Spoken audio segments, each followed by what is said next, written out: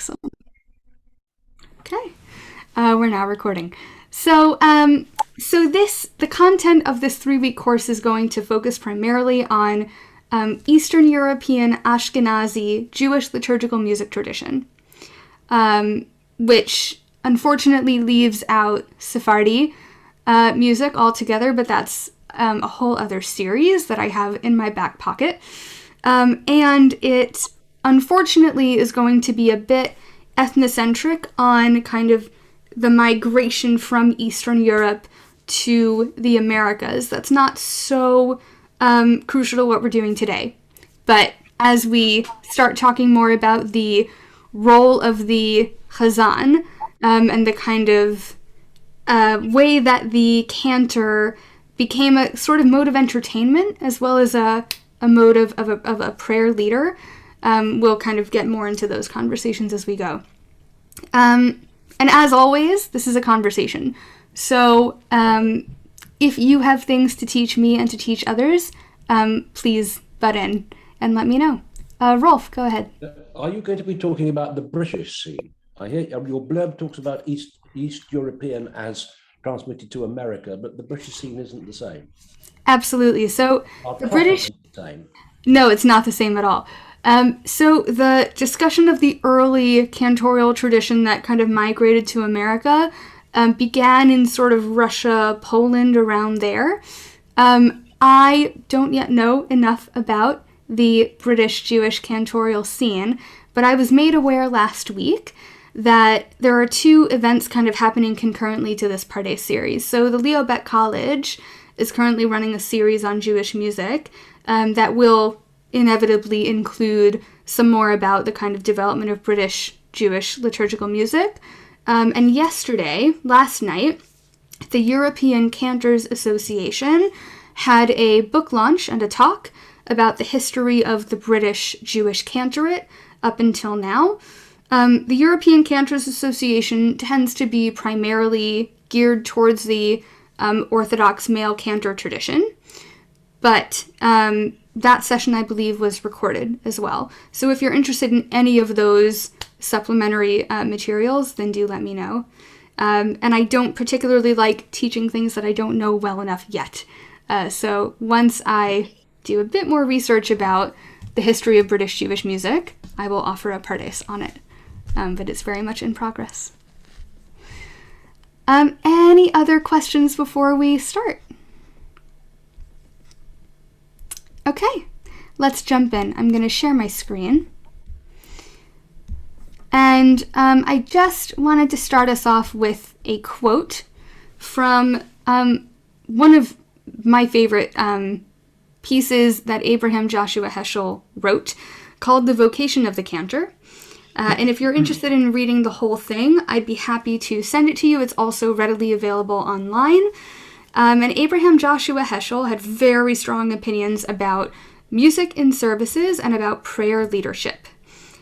He didn't always love cantors or their style. He often bemoaned the style of cantors of his day and accused them of kind of adulterating liturgical music. So he wasn't always pro-cantor, but he was very much pro-music.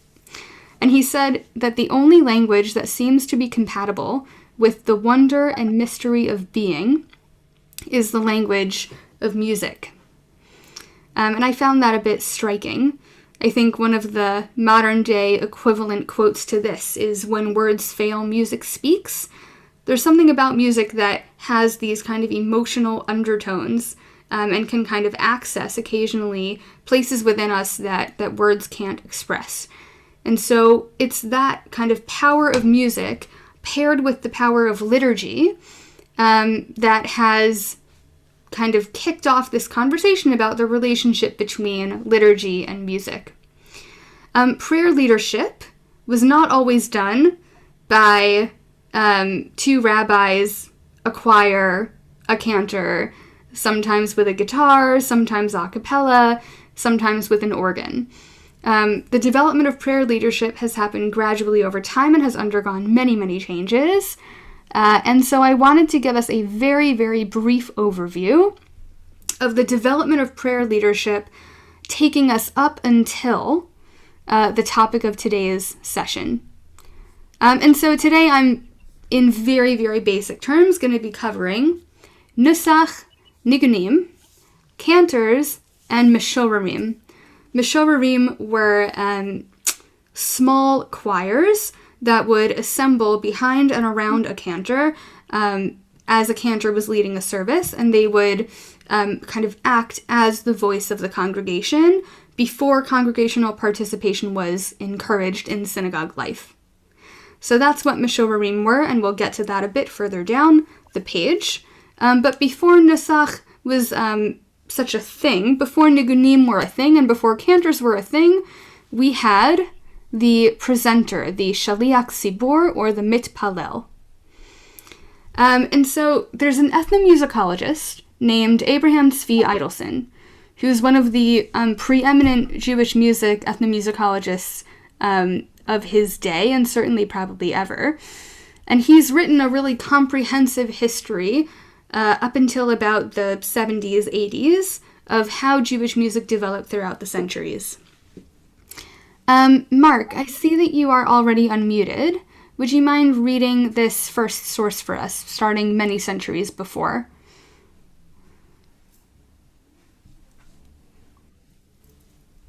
Sorry, did you mean me? I did, yeah. Sorry, I couldn't. I thought you said Mike, not Mike. Okay. Many centuries before the establishment of worship in Israel, the ancient nations such as the Assyrians, Babylonians, and Egyptians had an organized service with responsive prayers in which the priest functioned as reader and presenter.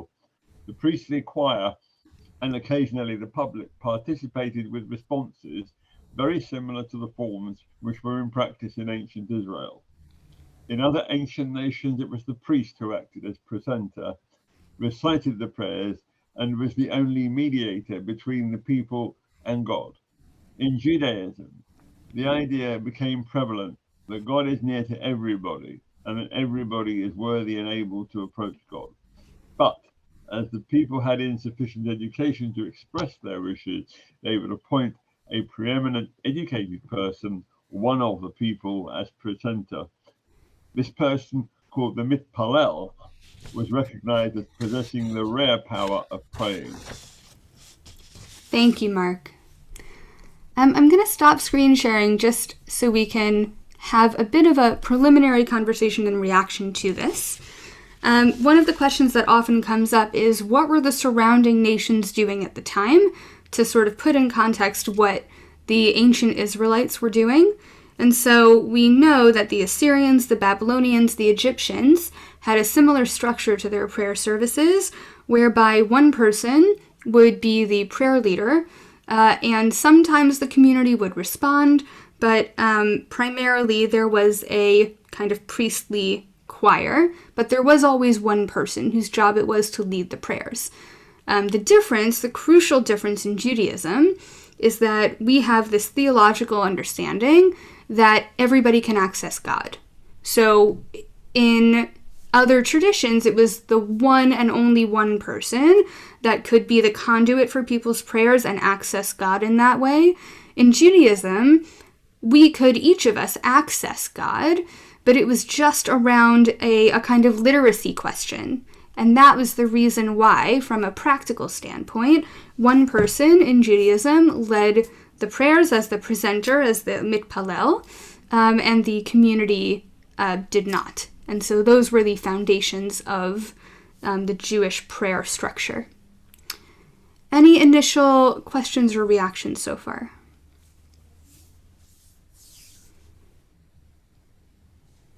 Okay, pretty straightforward.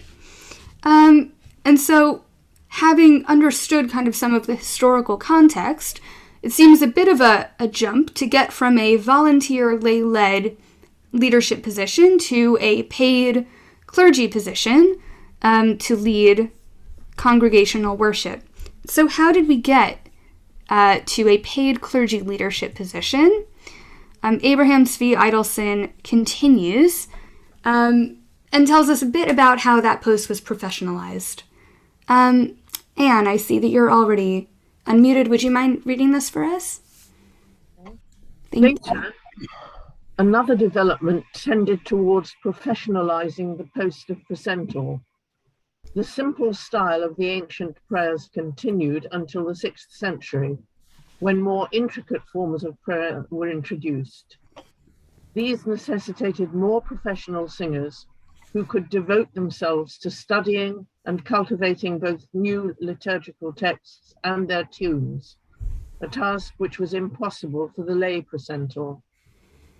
Thus was created the professional precentor, who received the name Khazan, a name derived from the root khazar, to oversee. Early Christians transplanted the institution of the precentor from the synagogue. Just as in the synagogue, so too in the church. The solo recitation of the precentor became the chief part of the service. Similarly, the responsive prayer forms used in synagogues were adopted by the church, especially short refrains such as Amen, Hallelujah, and Hosanna. The church singer was called cantor or precentor. Gradually, the precentor gave way to the church choir. Choral and antiphonal song replaced solo recitation altogether.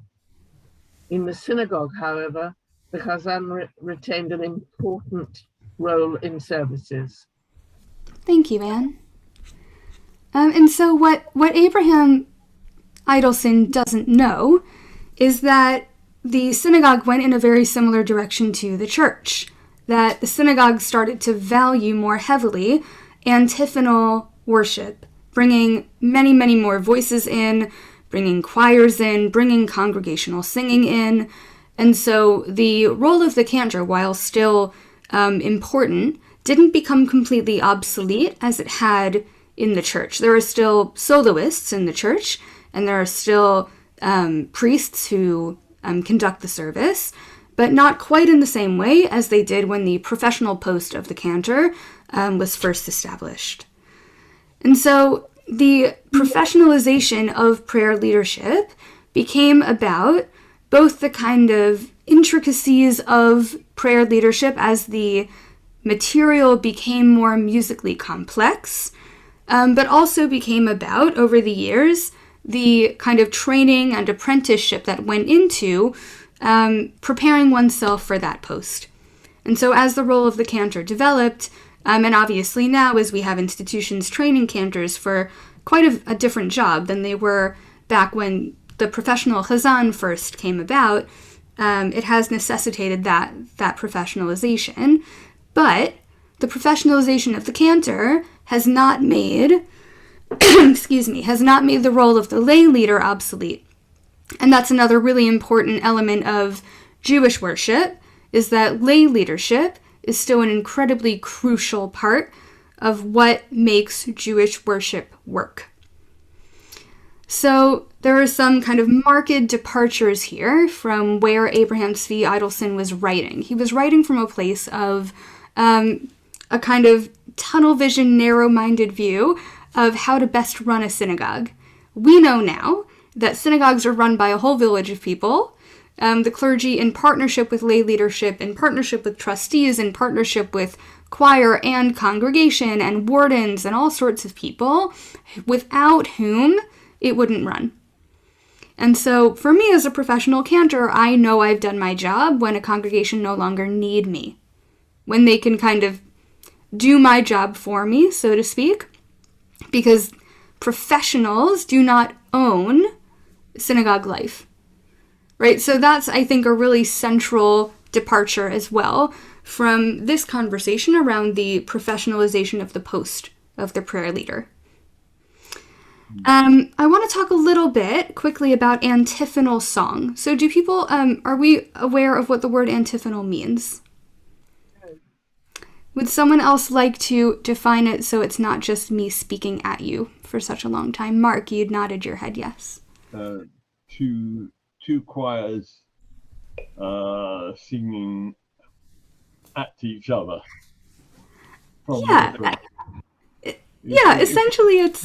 The Greek Orthodox do a lot of this. You can also see it, for example, most famously, I think, perhaps in St. Mark's Cathedral in Venice. They very often use this. I'm not sure synagogues do very often. So, Not normally it's one. so antiphonal music can sound different across traditions. The most important element of antiphonal music is that it's not just one voice, right? So it's multiple voices, multiple layers of voices coming together in worship. And the sound of antiphonal worship is multiple voices, sometimes in unison, most of the time in harmony.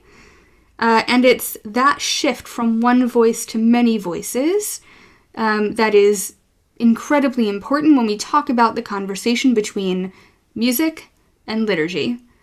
Because the liturgy was meant to be sung and prayed by everyone, right? So now we've reached a point where the liturgy is very, very accessible to everybody, and it's not just one person that is responsible for its delivery.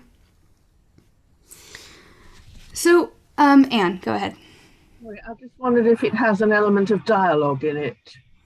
Absolutely. And I'm glad you mentioned that. So when we get to our listening examples a little later, we're going to hear that dialogue, that kind of conversation between the two in hopefully a really well illustrated way. I want to move us a bit on to a conversation around nusach. And I know that I've rambled on a bit about nusach before, but one of the critical roles of the cantor, of the chazan, was to use nusach to kind of move a service along, but also to become educated and skilled in the use of nusach, because nusach was the thing that told people what day it was, told people what time of day it was, told people what festival it was. And so having a mastery of nusach was also, in a way, having a mastery of the sound of Jewish time. So I'm going to share my screen again. And Rolf, I wonder if you would be willing to read this definition of nusach by Andrew Bernard. Nusach, literally version. The term was first used to refer to the version of liturgical prayers that were used by a community. It was later used to speak of the music of a worship service and the collection of modes that are used to chant each portion of a service. Nusach distinguishes between morning and evening, between Shabbat and the work week. It marks the festivals and the holy days, demonstrating their common structure and distinguishing their unique characteristics. It reminds us of the cycles of the moon and sun, of planting and harvesting, of joy and sadness. Through nusach, we perceive the structure of sacred time. Thank you, Rolf.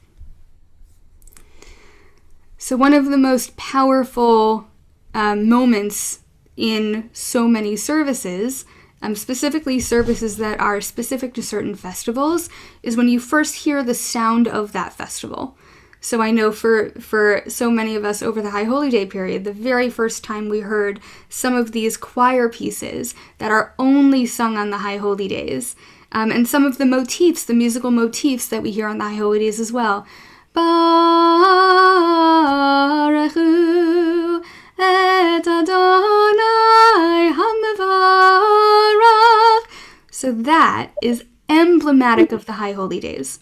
And we only use that particular tune for the Baruchu on the High Holy Days.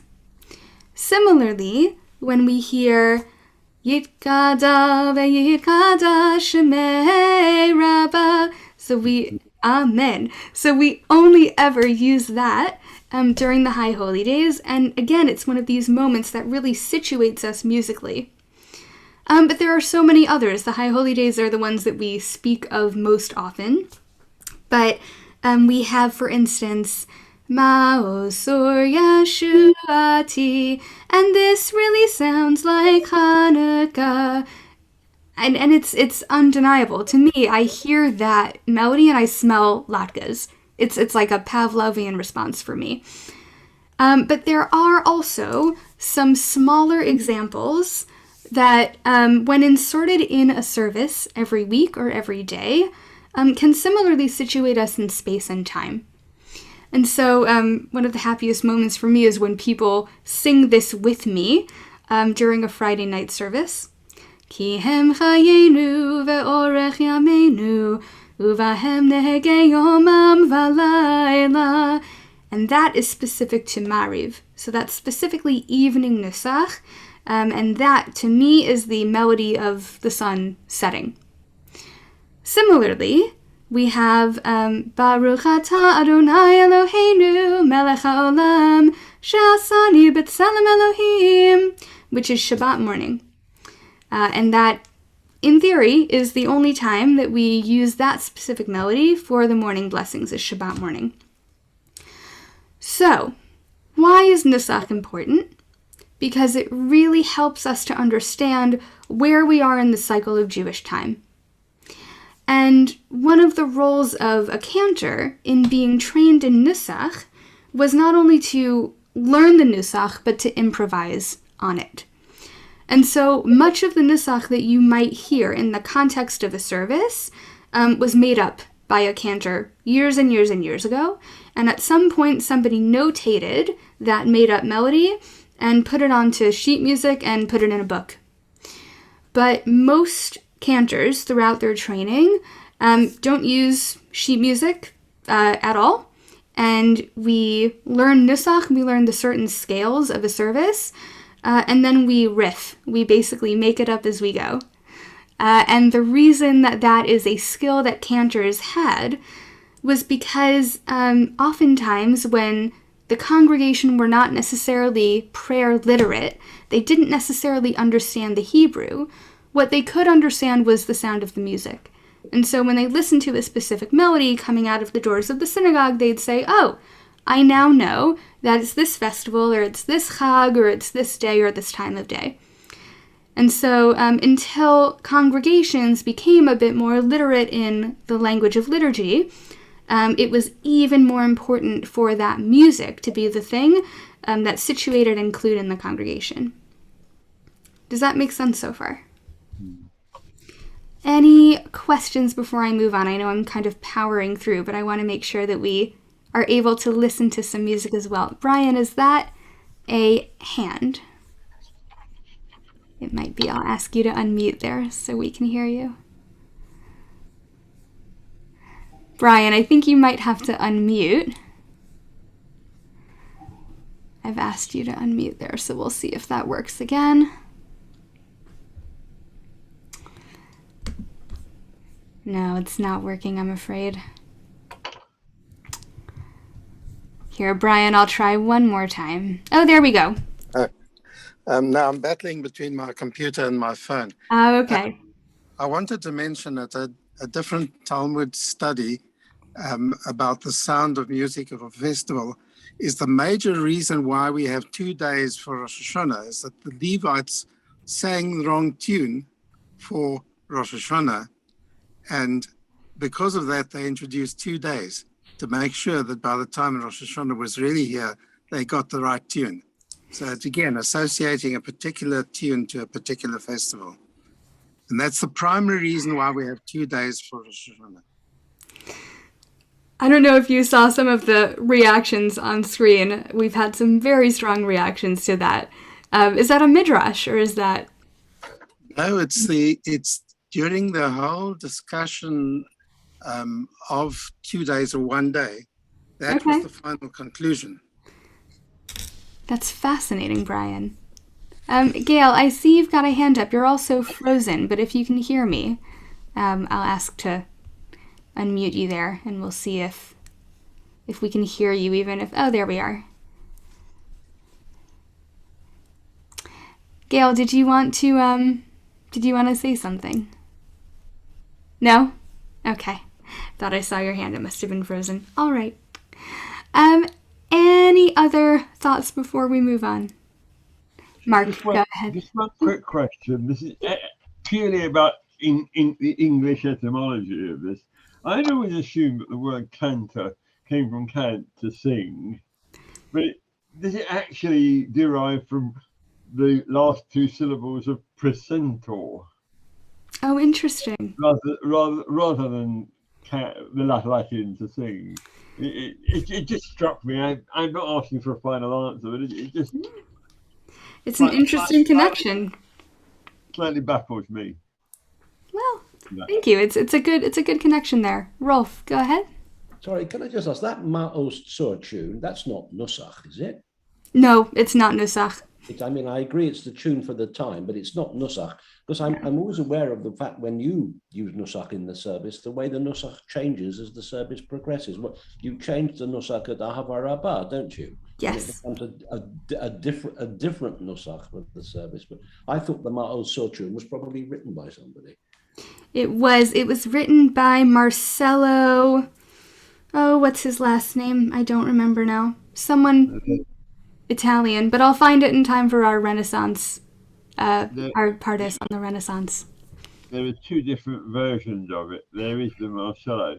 There is also the other one, which is supposedly an old German tune.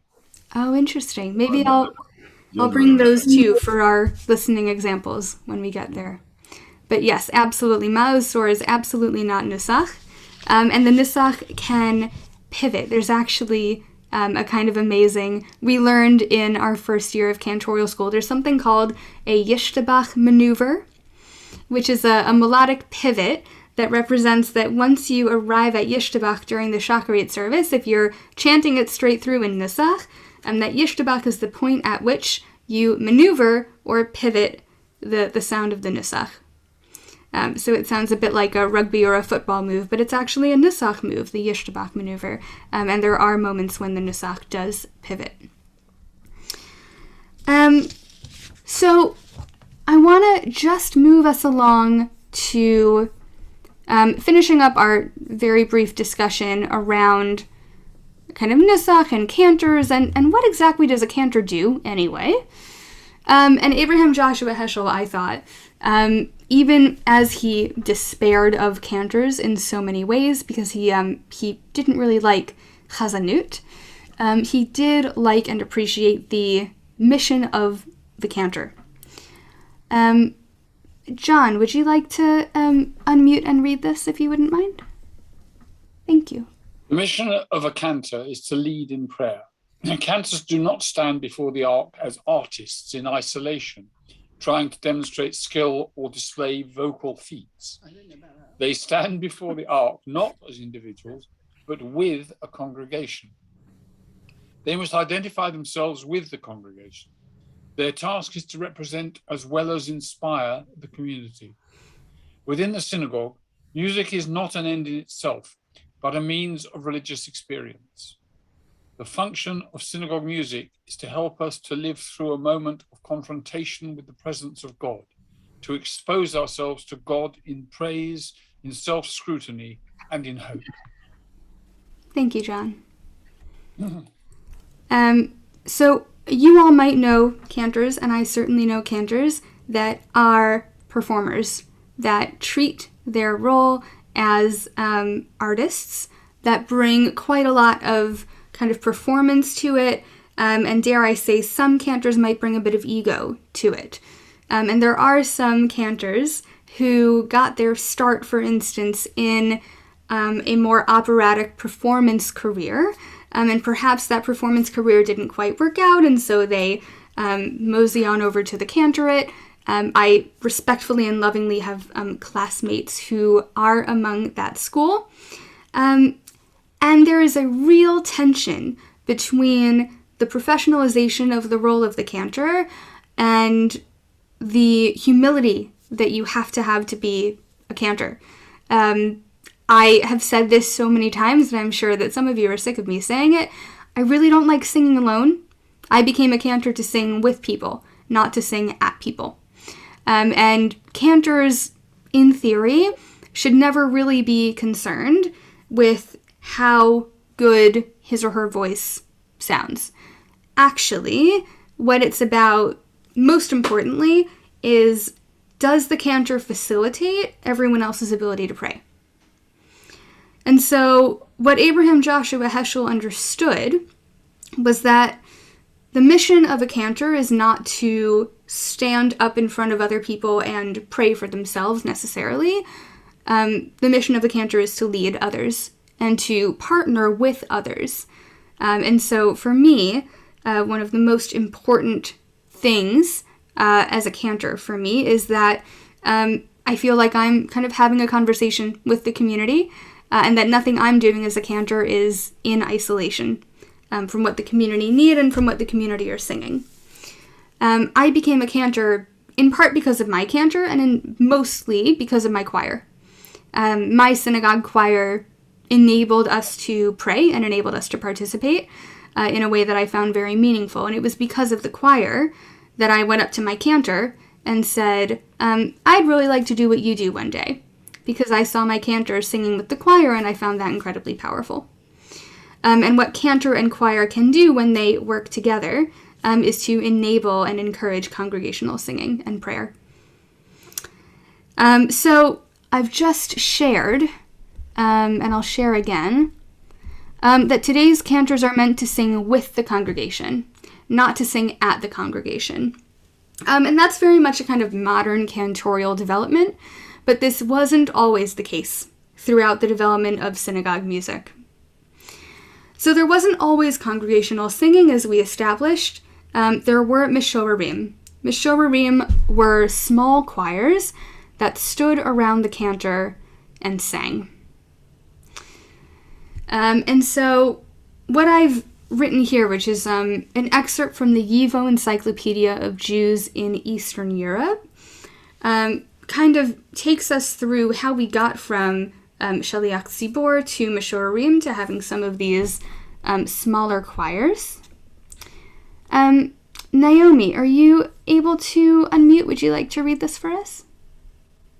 Yes, gladly. The tradition of using some sort of vocal ensemble or choir can be traced back to the 3rd century, when the Shaliach Tzibor was supported by 1 or 2 assistants.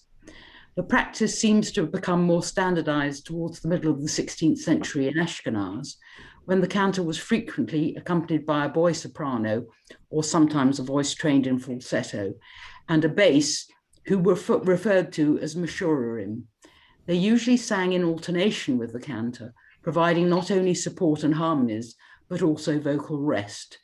Mishorerim acted as prompters for cantors, and in some instances served as repositories of melodies. Thank you, Naomi. So in a moment we will, I'm going to pause and we're going to have a little bit of a chat, and we're also going to have some listening examples of some of this conversation between kind of cantor and choir. But I just want to stress, and we've already said it, and I know that we know this, the crucial difference between mishorerim and modern synagogue choirs. Mishorerim were meant to take the place of congregational participation, because at the time when mishorerim were prominent, there was no congregational participation.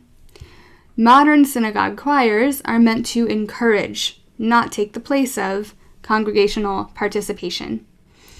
And so when we hear some of our listening examples, what you'll hear is very much this interplay between one voice and many voices. And those many voices do not represent the congregation necessarily in these listening examples. What they are meant to represent is what these mishorerim choirs might have sounded like, and what these pieces of music demonstrate about the way that the cantor and the mishorerim choir worked together. But before we get there, I want to have a bit of a chat. Gail, I see your hand. What does the word mishorerim come from? Sorry. No, I'm trying to remember now because I read it last night and I should have put it on the sheet. I'm going to try to find it. Maybe I'll try to find it while we listen, because it's a really good question. Mark. Can I just ask a couple? But I'm slightly confused by this. You say taking the place of congregational participation. 2 points. Does that mean that that even in ordinary speech, the congregation would not have participated in the prayers, or only in musical terms? The this. Sorry, there was a second question, but it's gone. Go on. That's all right. If you think of it while I answer your first question, then let me know. Yeah, go on. Yes. So up until, I guess. Well, I guess we'll talk about this more in our next session when we begin to talk about how the kind of cultural emancipation and innovation happening in surrounding Europe kind of bled into synagogue life. It used to be very stoic. It used to be the minister or the priest or the rabbi or the cantor would sing and speak, and then a select few around him would respond. And occasionally the congregation would say an amen or a hallelujah, but congregational participation was not as we know it today.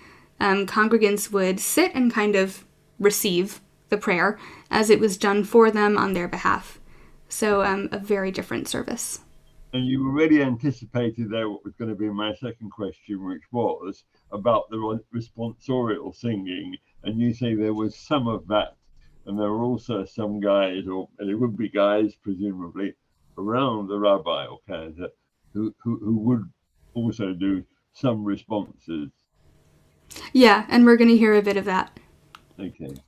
Rolf, go ahead. Yeah, this is a dearly held view of mine. Prayer is a funny thing, and it doesn't necessarily require words, nor does it necessarily require participation in words. So I'm quite happy sometimes to listen to you sing, or to listen to someone who reads beautifully read. And for me, that's prayer. You don't have to join in. Listening with kavanah is as much prayer as saying the words. So when you talk about it discouraged congregational participation, well, that doesn't seem to me to matter very much, because listening to beautiful singing and beautiful reading is just as much prayer as joining in my opinion. Absolutely. I'm inclined to agree with you. And when we get to our third Pardes session, where we'll listen, and even now we'll listen to some examples of Chazanut. I specialize in and I love Chazanut, but Chazanut is not participatory at all. But Chazanut is an active, prayerful, listening moment that definitely doesn't encourage participation necessarily, but it does enable a kind of transcendent listening moment for those that appreciate that style. So I do agree with you. I don't think that congregational participation is the be-all, end-all, but I do think it's kind of important to note that congregational participation as a value in worship was not always in existence from the foundations of worship as we know it, if that makes sense. Pam and then Dorothy. Just as I looked up Meshurer, and it says singer or poet. Oh, thank you. It's shir, isn't it? It must come from the root shir. Ah, that would make sense. Yeah, and it's reflexive as well.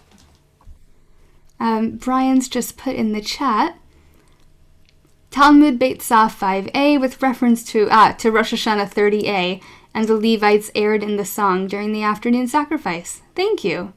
I was wondering where that source was. Thank you for putting that in the chat. Dorothy, I'll ask you to unmute there, and then we'll hear from you.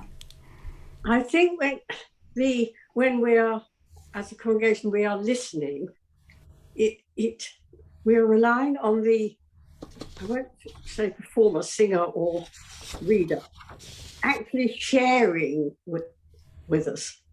There are various sorts of performance, but there is the best kind, even non-liturgical, is where the singer shares with the audience. It's something, words don't quite explain it, but I'm sure you understand what I'm trying to say. And I think that's what one gets when listening really works in the service.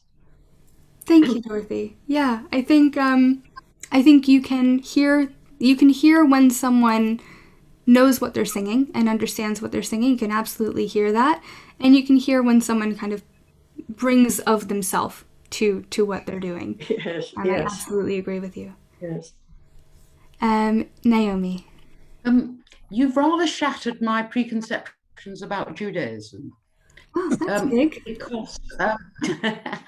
Because having grown up within the Orthodox community, where everybody says their own prayers, the reader repeats the Amida, the notion of the shtetl, where everybody is saying their prayers, the notion of a nation of priests,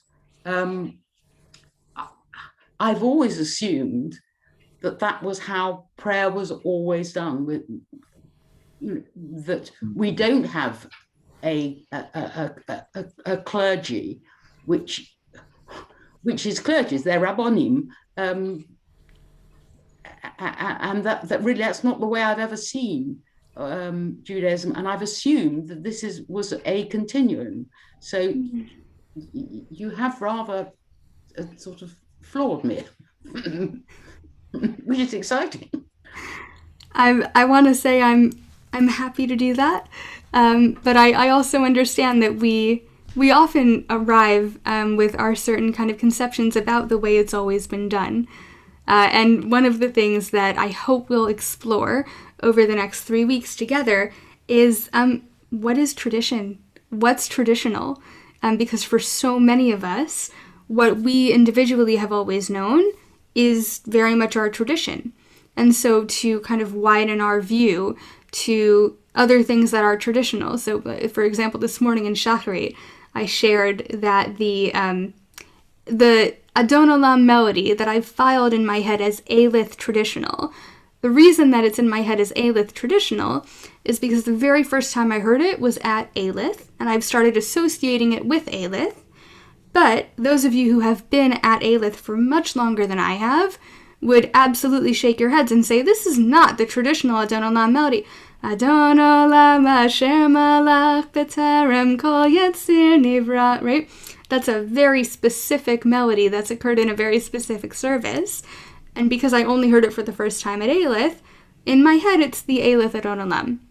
Now, all of you know very well that if we were going to pick a more traditional Eilith Adon Olam that's more representative, been around for longer, etc., for so many of us it wouldn't be that melody.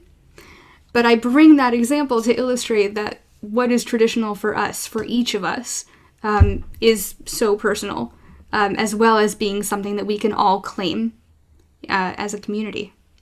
The choristers at Aleph will know that the book that the choir uses for Shabbat has versions of Adon Olam that go from letter A to letter J. So there is no tradition at all. Or there are many traditions, which I think is actually the kind of beauty of it. Yeah. I'd love to do some listening, if that's okay with all of you. I'm going to bring in a couple of examples. We won't listen to a full song of any of them. But I've got a number of listening examples. I've got 6 of them. 3 of them are going to be kind of demonstrating what the Mishorarim cantor relationship might have sounded like. And then the other 3 are going to be, we're going to talk a little bit about nigunim after this, but I want to just play you a little bit of a couple of examples. So this first example I'm going to play for you is from Umi Pnei Chataenu, and it's from the High Holy Day Liturgy. And this is the main solo voice you'll hear is Cantor Moshe Ganshoff, who is one of the kind of preeminent golden age cantors of the 50s. And he made a lot of recordings, and you would hear recordings of Cantor Moshe Ganshoff pouring out of barbershops and kosher butchers and kosher delis, and he was a bit of a superstar in his day. But what I want us to listen out for in the first couple of seconds is this kind of conversation between the one voice and the many voices.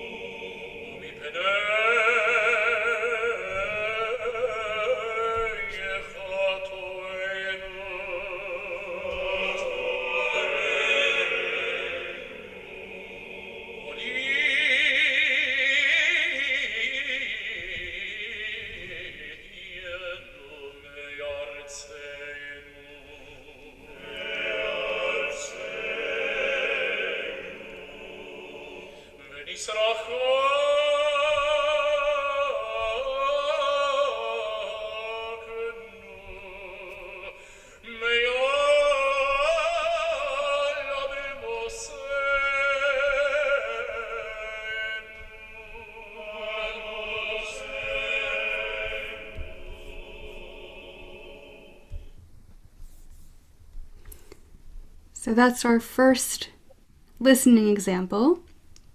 And I'm gonna, in a moment, I'll play another one that's similar but slightly more modern, and you'll hear why I say it's a bit more modern when we listen. Any initial thoughts about what we just heard? Yes. That's the sort of synagogue music. I don't know how, because I'm not quite certain yet from what you've told us as to how ancient Meshorerim are, but that's what used to happen when I was growing up at the Dunstan Road Synagogue in Golders Green. That's what used to happen. The chazan would sing and the choir would respond or hum and respond or repeat various. That was the tradition of chazanot and choir in the United Synagogue. So that tradition, then, if that's Meshorerim, it's something that's very familiar, not ancient. So absolutely. So the foundations of this sound were exactly that. So the Meshorerim would have done basically exactly what you just heard. They'll echo the last word or the last phrase that the cantor has sung, or they'll hum harmonies and chords underneath what the cantor does, which is typically kind of ornate and can kind of go on for quite a long time. Part of the reason that Meshorerim were crucial is because cantors would often, as they were improvising, sit on one word for a very long time and repeat that word if it was a particularly important word in the prayer. And so the Meshorerim had to clue themselves in and say, oh, this is the word. So this is the thing that he's going to kind of focus on for the next 2 minutes of music, and wherever he lands, we're going to repeat it. And so there wouldn't have been all that much difference between what the Meshorerim did, which has its roots in ancient worship, and what you had grown up hearing. And certainly what many cantors are still doing today.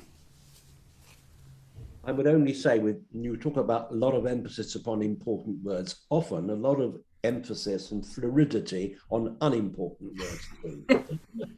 It's so true. Like some of the prepositions as well. Cantors love prepositions. Just one quick thought, Tamara, is that sounded to me like a choir and not a few blokes around the cantor. There's a sort of, presumably there's an elastic quantitative thing between when a Meshorerim becomes a choir. But that's what I'm saying, Mark. That's what used to happen at Dunstan Road. Yes, exactly, Rolf. There was a choir up in the choir loft that would do what Tamara is teaching us the Meshorerim used to do in ancient times. That's exactly. It was a choir with some beautiful voices too, including a bass called Martin Lawrence, who was absolutely outstanding. There you are. So one of the crucial differences that you'll hear in a minute is that you may have noticed that this choir was made up primarily of men, completely of men. What I couldn't find on Spotify, but what definitely exists on YouTube, are recordings of kind of young boys who are in these small choirs who can sing kind of soprano parts. And so you get these kind of beautiful, angelic, this kind of choir boy sound where you can get a musical range that's actually really powerful. And I sifted through a lot of kind of contemporary, Hasidic, very overly produced material, and couldn't find anything on Spotify to bring today. I made a playlist for today that we're using, but I am going to look on YouTube, and I can send a couple of examples if that would be helpful. Any other thoughts before I move us on to our second listening example? So the second example is my cantor, my childhood cantor, Jacob Mendelson, and he recorded a High Holy Day CD where he involved the congregation and would make the congregation his Meshorerim. He'd kind of make us his choir. And so, like you, Rolf, I kind of grew up hearing this and actually doing this with him, and it became a kind of hallmark of my understanding of worship, this kind of constant conversation between the cantor and the choir. And so this moment, which is also in the High Holy Day services, is the moment when the Kohanim were called up to the bima to wrap themselves in talit and prepare for the priestly blessing. And you'll hear the very first word of this, Veha Kohanim, is a kind of call for them to come up.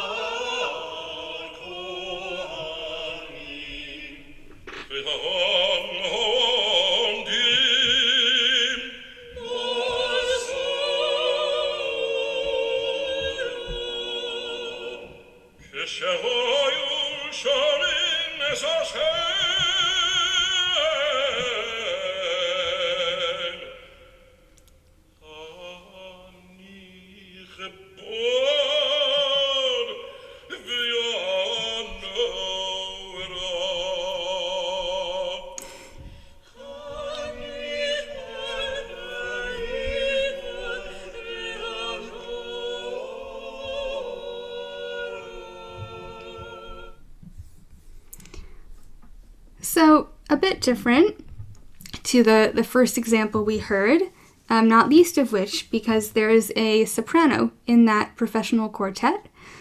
The choir there is, I would argue, slightly less blended, because you can hear each of those individual voices in that choir a bit more. The texture is different, and his voice is really different. So my cantor had a kind of really big, booming, larger-than-life voice, and it was Marmite. It really, really was. And so part of his particular struggle as a cantor was that he was very much a performer. And so I don't know if you could kind of hear that as he was singing, but that was also kind of to demonstrate this tension between cantor as performer and cantor as kind of facilitator, and some people found his voice transcendent, other people didn't, but I wanted to bring it because I think it's important to name that sometimes certain voices just don't jive with certain people, and that's okay. I have one more listening example to demonstrate this kind of call and response conversation between cantor and choir. And some of this may be familiar to you, and you'll also hear the additional texture here of some davening happening in the middle. So it'll kind of descend into some mumbled prayer as the cantor comes in and out of leading the Kedusha.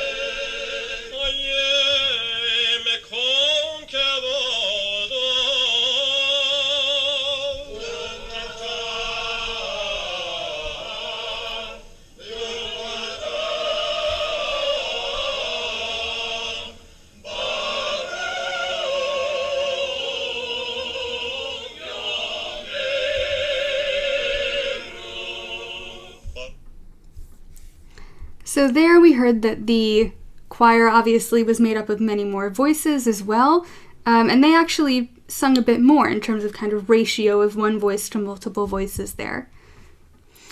I know we are a bit short on time, but I want to make sure, and I'm sorry to rush us along, I want to make sure that we just talk a little bit about the nigun.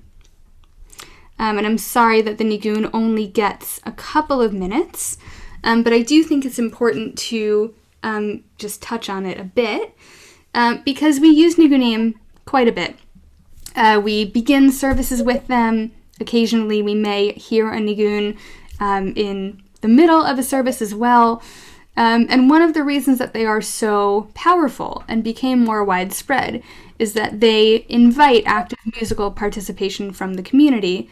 And when you take out the lyrics, when you take out the words, it does sometimes make that music a bit more accessible. And so I'm just going to quickly read for us the definition of nigunim from the YIVO Encyclopedia of Jews in Eastern Europe. Nigunim are typically sung without words, although some are adapted to texts from the prayers or piyutim, liturgical poems. Some nigunim remained attached to a fixed text, such as the nigunim for the Shabbat Zemirot. In addition, a movement took place from the performance of music in the individual meditative sphere towards a predominantly collective expression of the entire congregation. As an expression of innermost emotions that cannot be expressed through words, even through words of prayer, a nigun helps to plumb the depths of a person's soul. A nigun can help people to attain spiritual elevation, whether they engage in music actively or passively, by singing or by listening. Listening to a nigun provides a person with a foothold at the edge of the world of the sacred, enabling him or her to refine their soul and raise it to a higher level of existence. So you can tell that the person writing this loves nigunim and feels quite strongly about their function in our spiritual lives. And I want to bring just a few examples of them. The first should be familiar to many of us. I'm going to fast forward this a bit.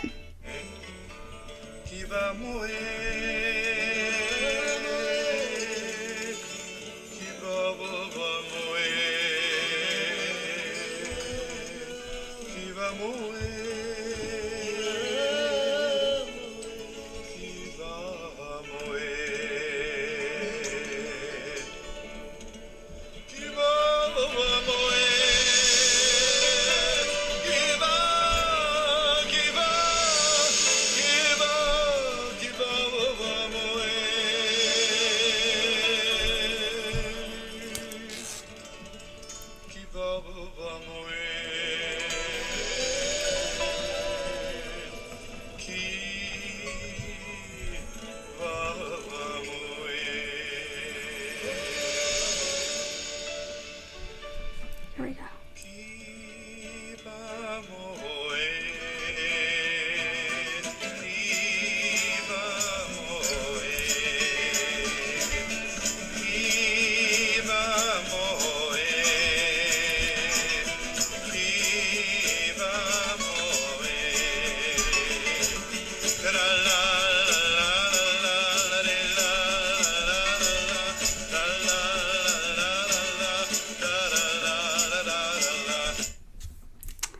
So that was Shlomo Carlebach and the Ki V'Moed Nigun that has found its way so frequently into some Shabbat services and just various ways to bring people in, settle people down, start a nigun, and get people singing. And that one is a bit divisive, both because of Shlomo Carlebach as a person, but also because for those of us that know Shabbat Nusach, he actually wrote that nigun in Shabbat Nusach. And so if you were to kind of put those in the same key, ya la la la, ya la la la, Baruch atah Adonai Eloheinu melech haolam. So he really did try to kind of ground it in that Shabbat sound. But because it was Carlebach, he really kind of made it feel like a 60s folk song. And kind of married Nusach and that folk pop sound at the same time. But not all nigunim sound like that. There are nigunim as well that sound as though they may have originated at Mount Sinai, but they did not. So this nigun was written a number of years ago by Deborah Sachs Mintz, who is a rabbinical student at the Jewish Theological Seminary. And she was inspired by some of the Hasidic nigunim that she studied in school.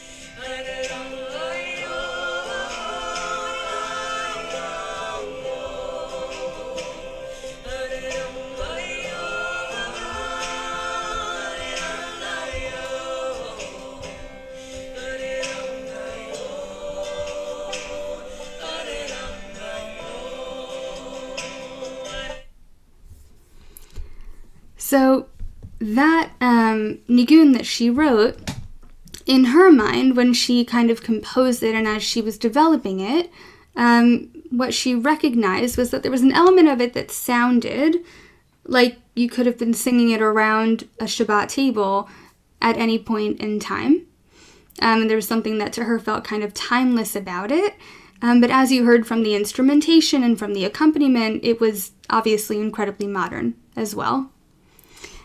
And finally, Joey Weisenberg, some of you may have heard of him, has been responsible for a resurgence in nigunim in recent years. He has traveled throughout the country, throughout the world, basically teaching people how to use nigunim to enhance their prayer experiences.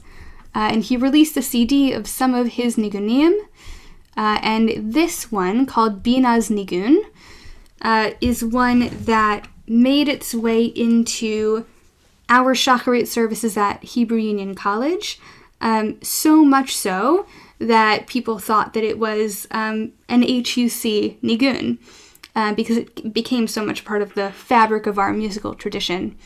Every morning we would start Shacharit with this nigun, and so it just became a bit emblematic for us, and I want to share it because I wonder whether it may have made its way to this side of the pond.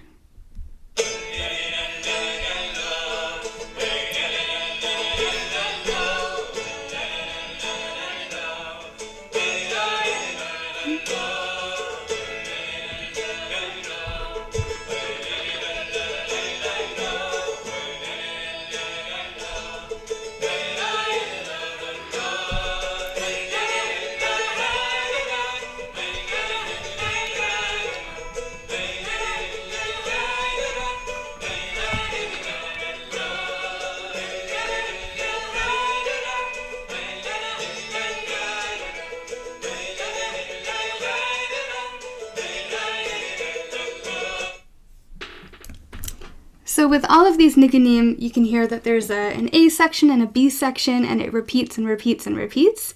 The thinking is that as it repeats over and over again, the Hasidim would say that the more you sing it, you get closer to God, you attain a higher spiritual plane, and practically, actually, the more you repeat it, the better you learn it.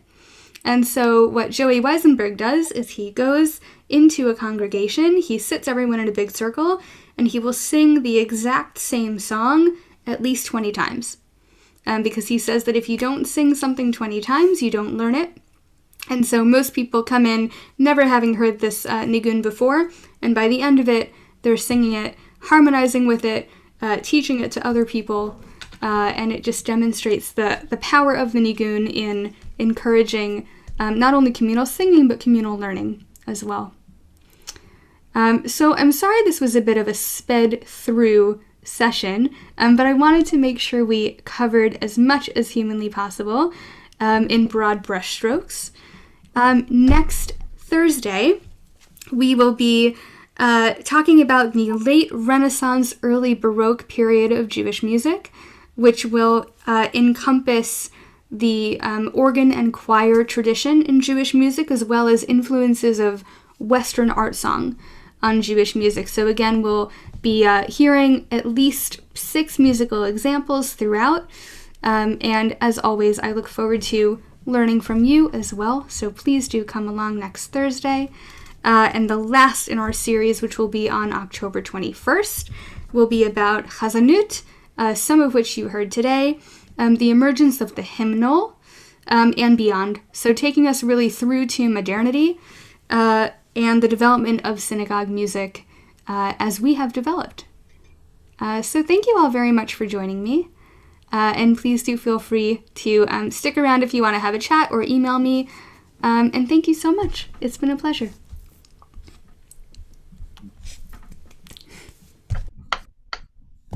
Did you get my email?